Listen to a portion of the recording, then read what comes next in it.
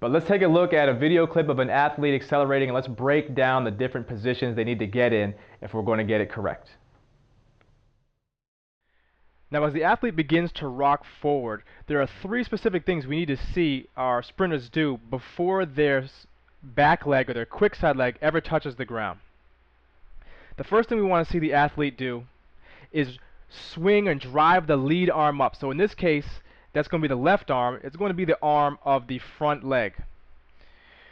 The second thing we want to see athletes do is get triple extension on the drive leg, or the front leg, the left leg in this case, at the ankle, knee, and hip as the athlete toes off. And as you can see here, that athlete has fully extended. So there's no bend in the knee, there's no little bend at the waist. And the third thing is that the athlete comes out at a 45-degree angle to the ground. So if we were to draw a line from the back of her heel through her hip and the back of her head, that would be at a 45-degree angle. And as you can see here, she's got a pretty good straight line through that angle. The head's a little bit down, but generally she's got a good 45-degree angle as she comes through. It's critical that we have these three things in place for a number of reasons. Driving the lead arm up allows the athlete to get triple extension off their drive leg. If the athlete only flicks that front leg arm, or that left arm up, that right leg is going to hit the ground right away. They're not going to get good push off the ground or out of the blocks. The first step is going to come down quickly, and they're not going to set themselves up for a good drive phase. So it's critical that that athlete drive that lead arm up, which helps athletes get that triple extension. So the first thing that I begin cueing athletes when they come out of an acceleration position is to get that lead arm up. As you can see, getting the lead arm up allows the triple extension off the left leg. As that leg extends, that allows the free leg or the swing leg, the right leg, to get good clearance from the ground or from the blocks, and allows your sprinter to get a good big first step out of the blocks and maximize all the gains we've been trying to do in the weight room.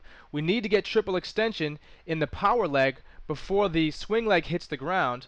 We've been spending all the time doing plyos and lifts in the weight room trying to get extension, Olympic lifts. We need to take advantage of that now as far as our practical application is concerned. So these are the things we need to focus on right away, and as you'll see in later clips, this is a lot easier said than done for a lot of your athletes. We have to cue our athletes to come out at that 45-degree angle because that sets your sprinters up for the optimal drive phase or optimal acceleration position. If the athlete comes out lower than 45 degrees in that straight line from the ankle through the head, then they're going to fall forward. They're not going to be able to handle that. They're not strong enough. If they come out at an angle that's higher than 45 degrees, they're just going to pop straight up from the athletic position. They're going to pop straight up out of the blocks.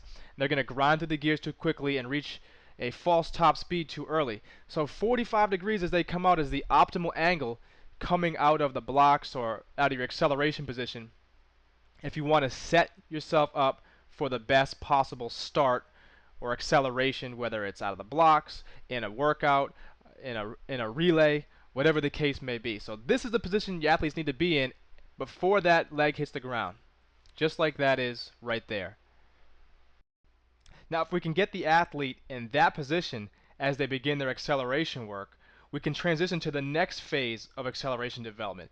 So as she rolls forward out of this position, we really have to cue the athlete once she gets that lead arm up to drive the arms aggressively down and back behind her. Because the arms and legs work in concert with each other, the more aggressive the athlete is with the arms, the more force she's going to be able to apply to the ground. And so simultaneously with the arms, the athlete also has to drive the feet hard down into the ground. You want to cue your athletes to pump their legs like pistons. We're not really stepping over driving down so much in the acceleration portion. That's more of a top speed cue, but we want our feet to be more like pistons. We want to drive our feet down and back. When you look at this athlete as she sprints, you can see the feet driving down and back toward her hips. As the foot comes out in front of the hips and she comes out, the feet come down and back, pushing the ground away behind her. See, as you see the foot, it's not landing out in front of her hips or coming straight down. You can see that foot coming back, and that's how she gets force, overcomes inertia, and gets her body accelerating down the track. The next thing we want to talk about with our athletes is to make sure that they toe off with the feet behind the hips, and that comes back to what I just talked about with driving the feet down and back as opposed to straight down during acceleration.